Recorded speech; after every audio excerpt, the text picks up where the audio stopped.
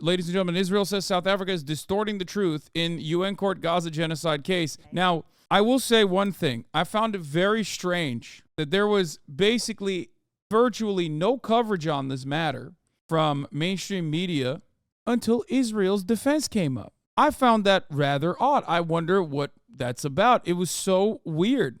It was so odd to me, specifically, that they just didn't cover it at all. They barely mentioned it. Like, they mentioned it in passing and not about, like, the fundamentals at all. Like, they didn't show any of the statements or anything. Obviously, Democracy Now! Covered it, but I'm talking legacy publishers. Yeah, CNN and BBC did not broadcast the trial today, but I somehow have a feeling they will broadcast Israel's defense tomorrow. Boom, immediately, live stream. BBC World, BBC News, BBC Radio 1. Mainstream media is like, oh, guys, we forgot. We forgot that there was a ICJ court thing happening. Thank God we remembered it right on time, dude. That's crazy. Oh, we're forgetful, yeah? I hate being super forgetful, but thankfully, we remembered. The applicant has regrettably put before the court a profoundly distorted factual and legal picture.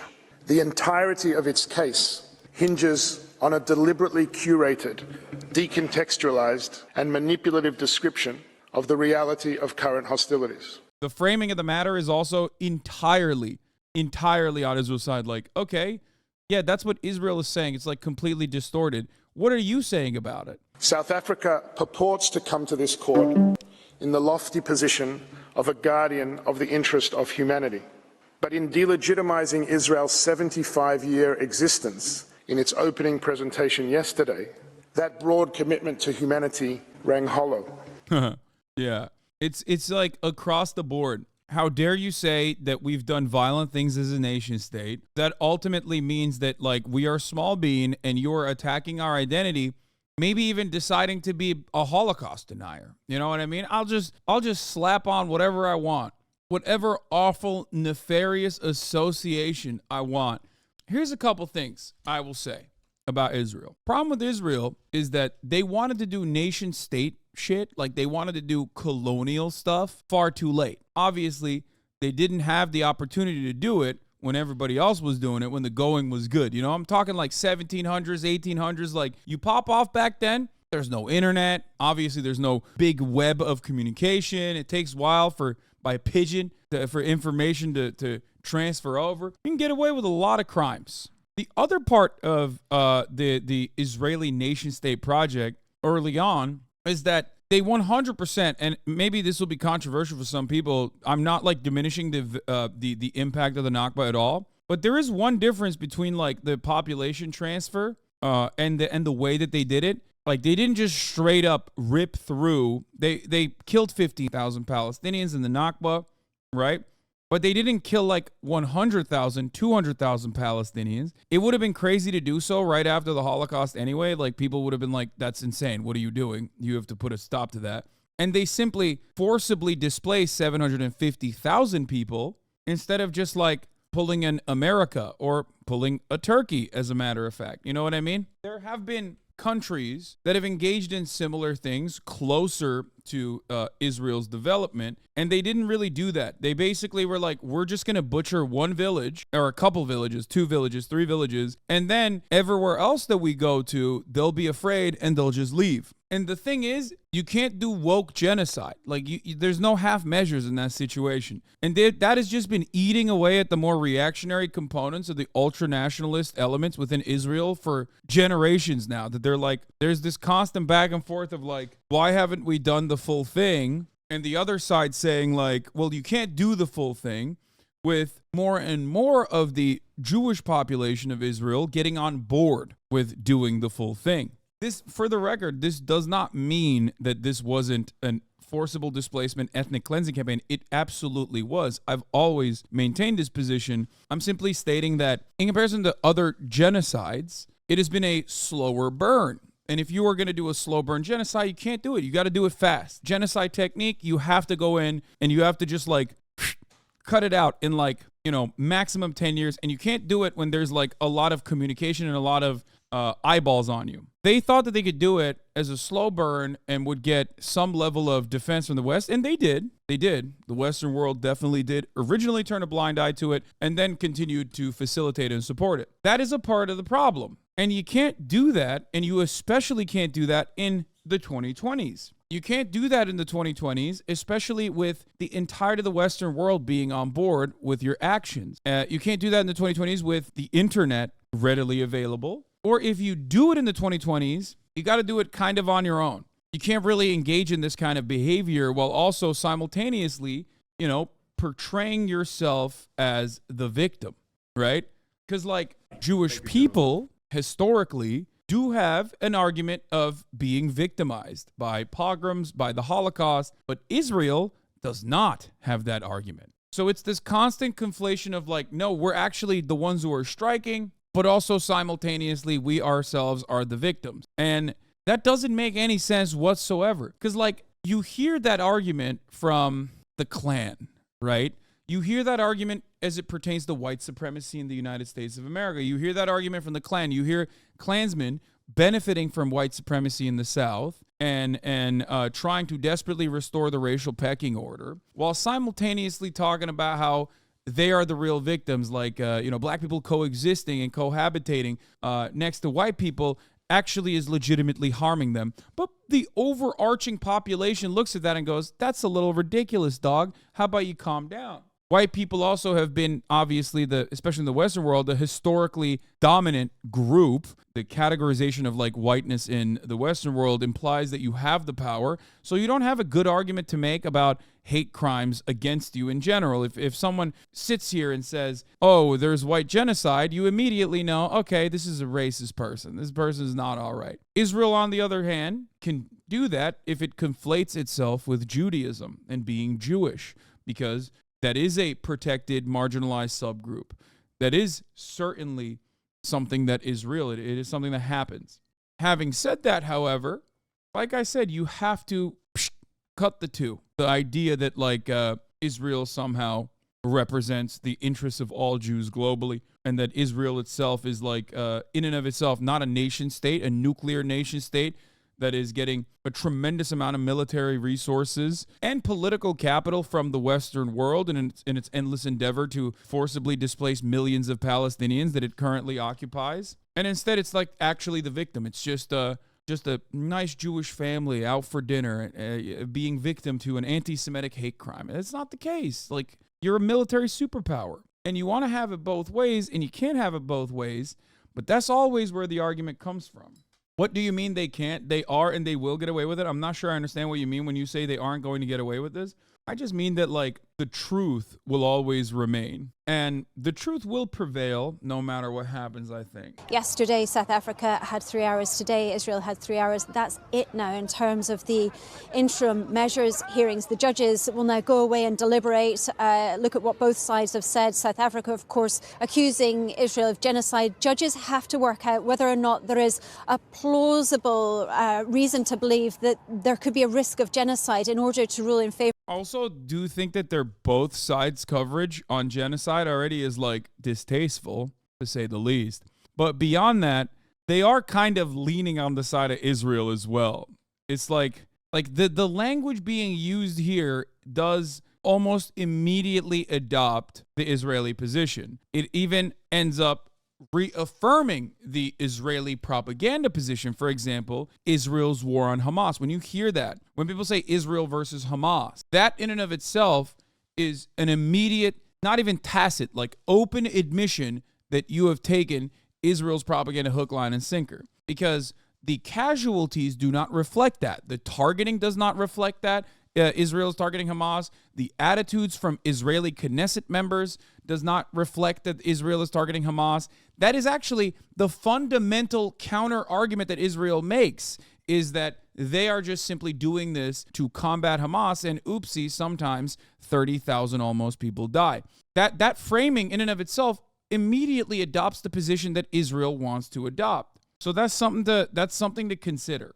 Especially because the entire point of the South African court case is to say there is, one, no real self-defense argument under international law, against those who Israel belligerently occupies. Israel is a belligerent occupier. Israel is and by that I mean like belligerent in the war term. Like Israel is a contentious foreign occupier upon the Palestinian population. And therefore, there's no real international law defense here for Israel to engage in a self-defense against the Palestinian population. And then one of the more important parts about this is that the entire framing of this Israel versus Hamas battle is that it's not actually Israel versus Hamas, but this is genocidal intent. That's the perspective of the South African delegation, and I agree with that perspective. That framing is completely correct. So anyone that turns around and tries to say, no, you don't understand, actually, this is a war against Hamas. Israel has every right to, combat Hamas. Hamas is who they're trying to deal with, is engaging in my opinion, genocide apologia. And that it's a very commonplace position in the media because a lot of people don't think too much about it, right? Maybe myself, I have probably accidentally slipped up and said Israel versus Hamas in the past as well. So here is a genocide researcher and lecturer and their take on a genocide survivor as well. Their take on their analysis on Israel's defense. This is way, way worse of a defense by Israel than I expected. They are not at all arguing there is no genocide, nor against the fact that they're committing a genocide. They're focusing on jurisdiction in an attempt to get the case out on technicalities. However, I did call it, they're arguing that these individuals, people who have openly expressed genocidal intent, and therefore it can't be a systematic campaign of genocide, attempting to blur the genocidal intent by stating they're speaking as individuals. Now, South Africa's case relies on a direct line of communication from the top down, whether it be the defense minister, whether it be Benjamin Netanyahu, specifically the Amalek terminology that Benjamin Netanyahu used, the biblical terminology, and how that is translated from literally the top position in the state of Israel all the way down to the actual IDF soldiers, publicly reinforcing the narrative. And one of the major pieces of evidence that South Africa has been able to show in this regard has been obviously the Benjamin Netanyahu Amalek sentiment, right? And for those of you who don't know, Amalek is a biblical reference to a complete elimination of even the children, the seed of an enemy, right? Of a violent enemy. It's a genocidal intent coming from this like biblical aspect. What they were able to do yesterday, the South African delegation was able to do yesterday, was show Benjamin Netanyahu and then draw a direct parallel from Benjamin Netanyahu to the soldiers on the ground singing and dancing and celebrating that they are also participating in an ethnic cleansing of and engaging in Amalek as well. Their argument hinges on the argument that the people saying these things, such as Ben Gvir and the soldiers, aren't part of the war cabinet or IDF command and control, and therefore are not directives from the government to do genocide. That is their counter to everything that's going on. Because South Africa, first and foremost, is trying to get an injunction and trying to immediately cease hostilities. Like their goal is to say, these guys have genocidal intent. They're engaging in a statewide genocide, right? As a state, as the Israeli state, and therefore have to stop immediately. For this, you don't actually need to show the vast amount of human casualties. You can, but you don't even need to show that, because in order for this distinction to pass, in order for this to be seen as the truth, I guess, in order for the court to look at this, in order for someone to consider genocidal intent, you don't actually have to kill, 1 million people. You just have to show the intent directly from top down, from communications and correspondences from people in positions of power all the way down to the individual actors. But they, of course, also have human casualties to show for it as well, because Israel has been quite successful in its ethnic cleansing campaign so far. That's what's going on here. The thing is, how is this defense actually going to work? These are not lower-level individuals who express genocidal intent, but people at the highest levels of Israeli government. It seems as if they are literally scraping the bottom of the barrel for a legal defense. Truthfully, I expected a better defense. Have they even once mentioned the Palestinians? I may be wrong, but I haven't heard it mentioned at all. Focusing on Hamas so much seems misplaced too, as they are not party to these proceedings. They are not an entity or a sovereign state. The gist of Israel's defense comes down to 1, jurisdiction, 2, no dispute between South Africa and Israel, 3, Hamas is actually doing the genocide, 4, that's the other part. They also said the real people that should be on this court today, right now, for the crimes of genocide is Hamas. Approximately, what was it? There was a TikToker the guy with the glasses, the Palestinian guy with the glasses who always like goes on Omegle and talks to Israelis, was actually on TikTok Live watching with a Hamas tracker, and I believe they used it 137 times or something. There was a Hamas tracker that he just crudely put together with a whiteboard. Yeah, his name is Hamza, right? Yeah, here, this is the guy. I did a Hamas counter on my stream while reacting to Israel's response. I counted Hamas 137 times in total. That's nearly one Hamas being said every single minute they were talking. But yeah, number 4, genocidal intent was out of context and made by individuals. Number 5, calls for provisions by the ICJ cannot stand as Israel refuses to stop.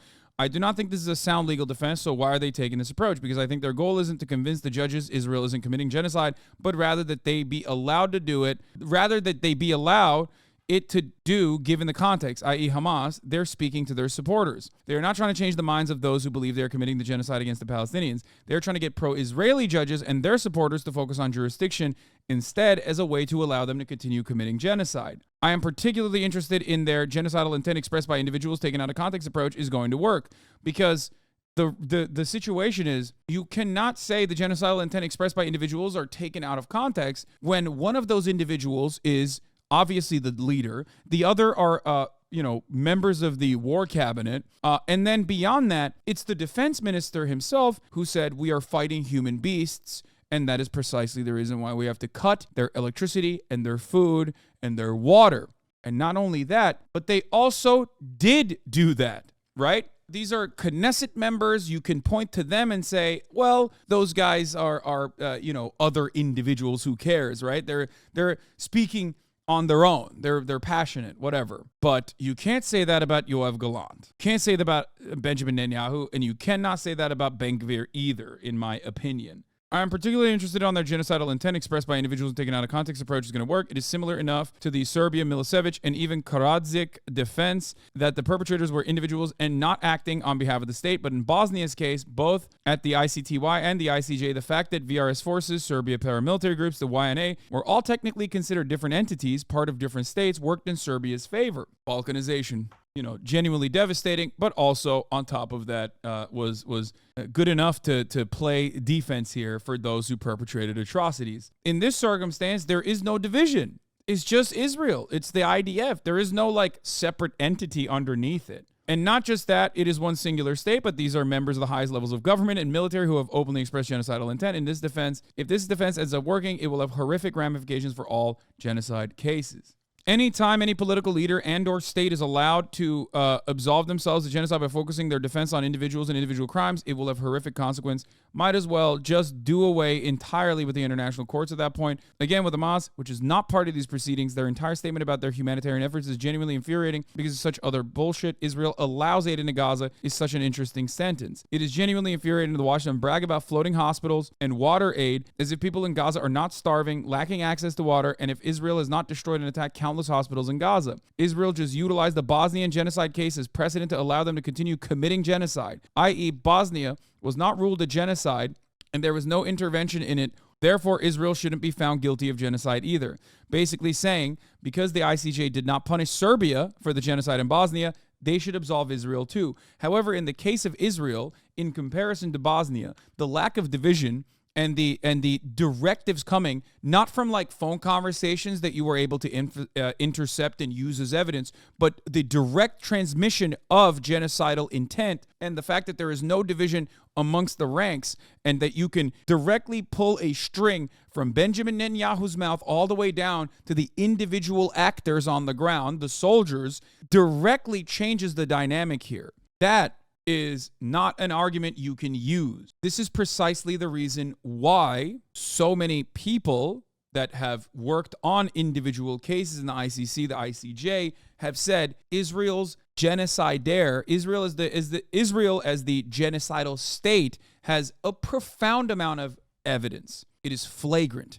It is all over the place. You can just straight up look at the things that they are saying and look at the things that they're doing. without any political division whatsoever. Important to note that there has never been a genocide ruled by the ICJ, and the closest we came to it was Serbia's conviction of failure to prevent genocide. Both South Africa and Israel have mentioned the Bosnian genocide. The South African team did it correctly, and Israel did it precisely what I thought they would do. The Bosnian genocide case was always going to have ramifications. Okay, so we're done. The gist of Israel's defense goes to jurisdiction, self-defense, genocidal intent is freedom of speech, and Hamas is to blame for it all. It is not a strong defense, in my opinion. I think across the board, if we were honest and we operated in the way that international rule-based order is supposed to operate, every single person that traveled to Israel from other countries that they reside in to participate in this act of ethnic cleansing would be tried if they were to ever return to their home countries, whether it be America, whether it be Australia, whether it be the UK, whether it be any of these nations that these people have dual citizenship in. If you join in on the fun, you deserve to be criminally tried. That is my genuine perspective. That's why I said the Israeli foreign minister guy that recently went back to the UK, what is his name, Elon or whatever, he, under any other circumstance, would absolutely be tried as a war criminal, as a criminal in general. Yeah, Elon Levi, the IDF foreign minister spokesperson. The reality is that's not going to happen, of course, but it would absolutely be the same, and it would happen in any other circumstance. If you had a dual citizen Russian, right, that flew into Russia to go invade Ukraine, okay, willingly, voluntarily, and celebrated it, okay, that person is done. If they ever come back to the United States of America, they're going to be criminally tried, which is totally fair. That is fair. Fair is fair. Let's not talk about Russia. Let's talk about Muslims, right? If any Muslim from any Muslim nation went to a Muslim country, okay, and joined in with whether it be a militant group or whether it be a standing army, they would not be able to come back to the Western world without any scrutiny. They would straight up go to jail. And it makes sense, especially if you're joining ISIS, right? This is what happens. People have even lost their citizenship for doing such a thing. But of course, Israel's different because Israel is our ally. The idea that all of these things are totally permissible and like these institutions are also openly defending it, I mean, it's ridiculous. It makes the rule-based international order, which is something that if you lived outside of the imperial core, you knew that it was already a joke, but it permanently solidifies that there's no real rule-based international order. That just means we make the rules and we give the orders. And of course, you have some of the Western powers that have openly stated that South Africa's claims against Israel are baseless and that Justin Trudeau doesn't support the premise of the case brought forward by South Africa. So far, Germany, Austria, US, UK, and now Canada have publicly opposed the claims of genocide. It's unacceptable, completely unacceptable. Not only that, but Germany has said that it will intervene in the International Court of Justice case on behalf of Israel. Germany will intervene on Israel's behalf as a third party in the International Court of Justice's genocide hearing against Israel, according to the spokesman from Germany's federal government. Unimaginable, unacceptable, embarrassing, ridiculous. Now, why am I talking about all of this? The ICJ, as many of you said, is feckless, is an institution with no power. It's toothless. What are they going to do? Are they going to stop Israel from committing acts of genocide? No, of course not. They're not going to be able to do that successfully. The point is opening up another pressure valve. Well, I guess the opposite. Not releasing a pressure valve, but creating another point of pressure. And that's very important. It's marginal. It's incremental, but it matters. It matters because there's no other mechanism. And this kind of pressure actually is seen by the rest of the world. This kind of pressure also has staying power in the Western world amongst the citizens living in these countries. Just like there is a real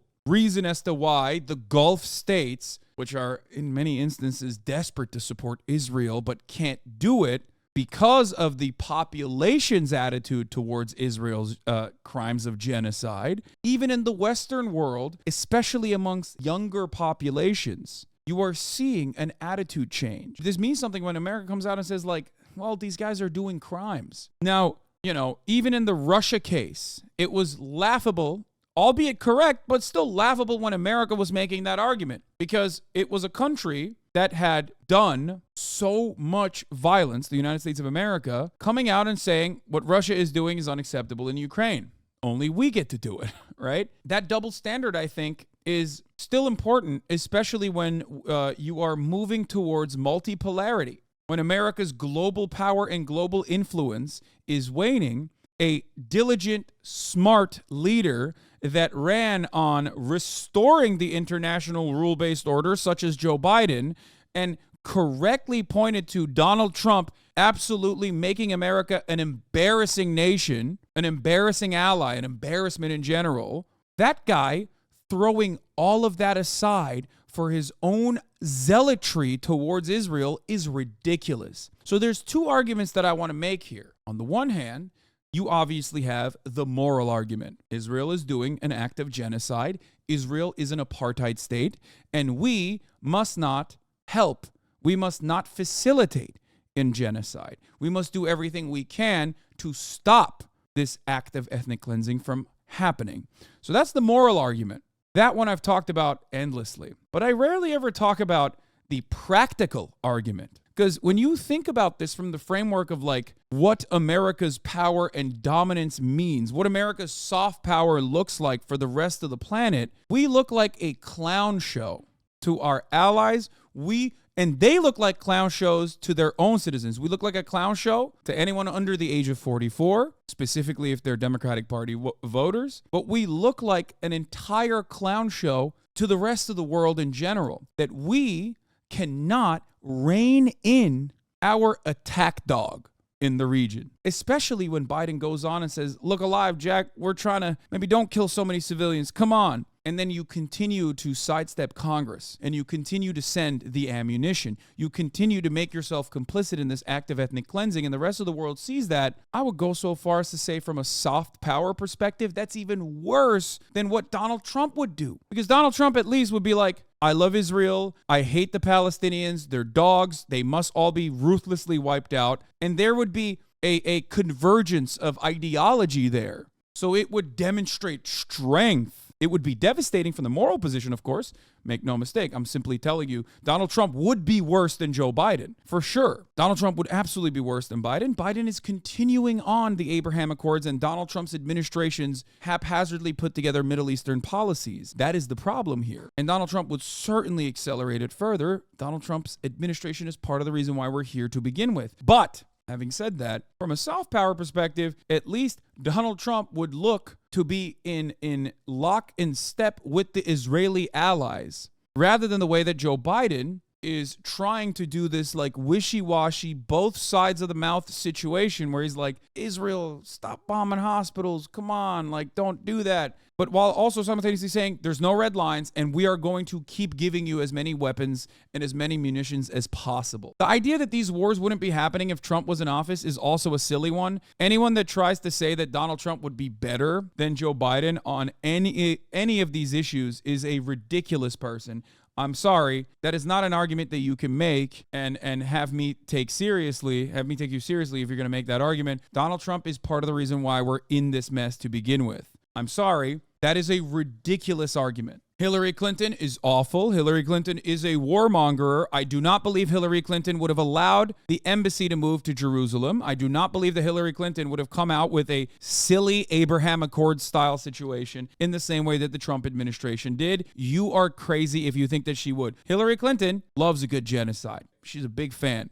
Okay? Hillary Clinton, very reactionary towards Iran. But Hillary Clinton also simultaneously more of a realist when it comes to what we are engaging with. Would a verdict of genocide change anything or cause something to be implemented? There is very little enforcement mechanisms here. If Israel doesn't want to listen to it, they don't have to. The difference, however, is that a genocide conviction comes with an injunction and it applies additional pressure to the United States of America. It is all about taking away America's influence. Okay, it's all about chipping away America's influence and separating the United States and other Western allies from Israel. The goal is to incrementally make it as politically unfeasible as possible to unconditionally offer support to Israel as it engages in ethnic cleansing, as it maintains its apartheid regime. That is the slated goal. There's no real hard power counter to this.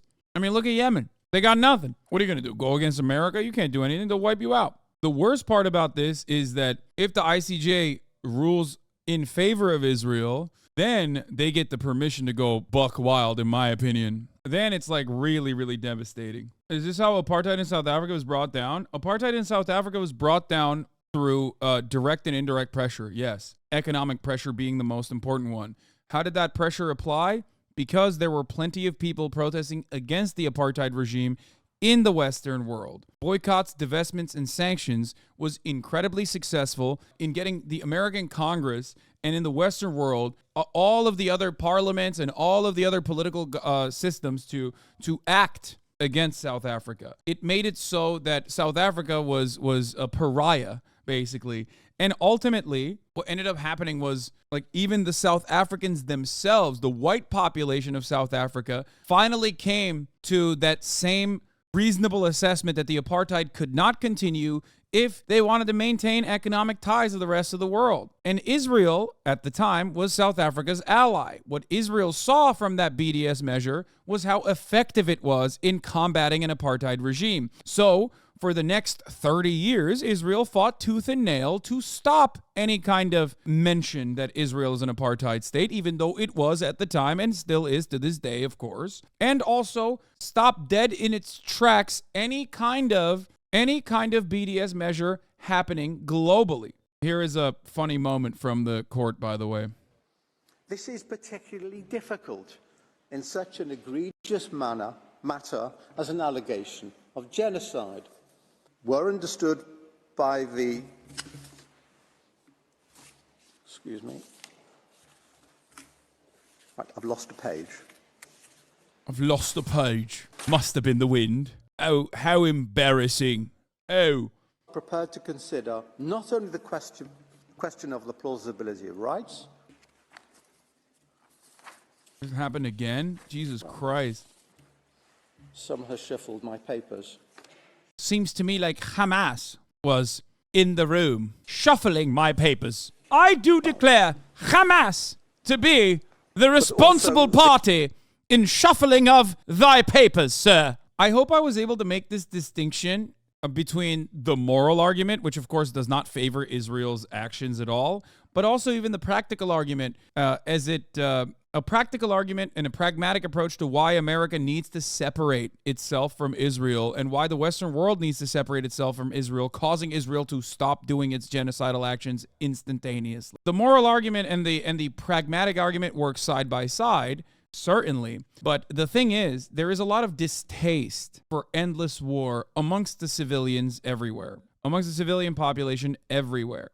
The idea that you are going to continue supporting Israel, even though it is cartoonishly villainous in the way that it is conducting itself, in the way that it is like engaging in acts of ethnic cleansing, is going to be a position that is not tenable in the Western world when younger demographics see the situation at hand and have a very different opinion than those who grew up with unconditional support to Israel. That's simply what I'm trying to say here. It shows the rest of the world that America doesn't have the same juice, right? And the sauce, and it makes it a less favorable position to agree with unconditionally. There's always a bandwidth for how much genuine interest you have for engaging in even a proxy war. There's a time limit to how much direct war you can engage in. America has like a 20-year, as we've seen, a 20-year time frame on most of its like international conflicts. But as far as like proxy wars goes, there's a time frame. Like you can't do it forever. You can't do it permanently.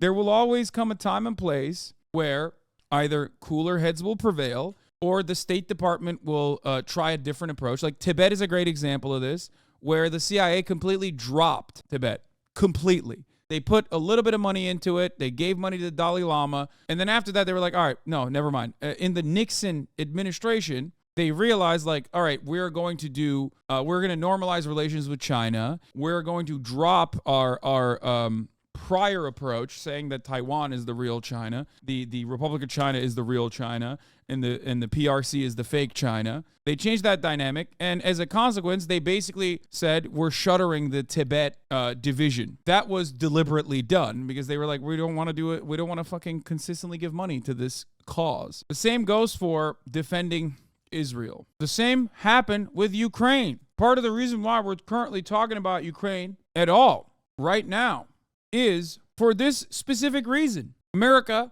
does not have the same appetite for continuing the Ukrainian defense because now we got a different problem to worry about. But we're surely far more interwoven in these conflicts than Tibet, etc. No, absolutely. I mean, a better analog would be Taiwan, obviously, and not Tibet. I was just simply using Tibet as an example of like when America decides to no longer play with a toy that it has. Does that make sense? Because like there are many different reasons why America will drop a proxy. Kurds are a great example of this. Americans will literally go in, arm the Kurds, train them, and then sick the Turkish military on the Kurds immediately. They're like, all right, we're done. We used you guys up, and now it's time for Turkey to come in and blow all of your positions up. They do that every time. The reason for why they do that is because the allegiance with Turkey is more important to them. Turkey's a NATO ally. Turkey has nuclear bases, American military bases that have nukes in them. So, of course, from the American position, the allegiance with Turkey is far more important than the allegiance with Kurdish militias. And as long as Kurds are stateless and they have militia forces, America can consistently use them as a weapon against whoever they want to as a destabilizing force in the region. That's how this works. Ukraine, on the other hand, is a full nation state, obviously. A full nation state that is fighting against another nation state that is a foreign adversary. Like I'm trying to explain, there is a limit to how long America will always utilize you and continue helping facilitate like a proxy battle. America likes proxy wars until accountability joins the chat. No, not even. It's not even accountability. No. I've said this before. Depending on what we're looking at, depending on what the conflict is, America will work with anyone and everyone. Please understand this. America will work with communists like it does in Rojava. It doesn't matter what your ideological background is. The enemy of my enemy is my friend, and then sometimes the enemy of my enemy that is my friend will become my enemy down the line.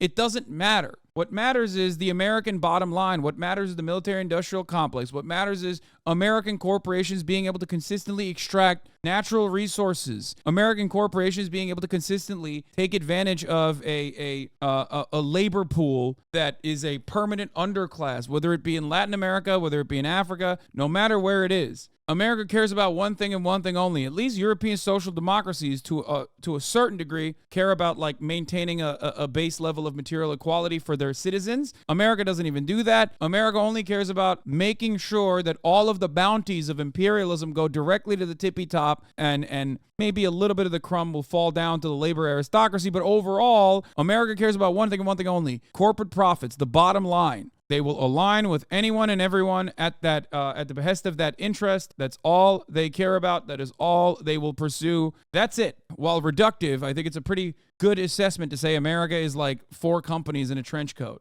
Okay, 4 corporations in a trench coat.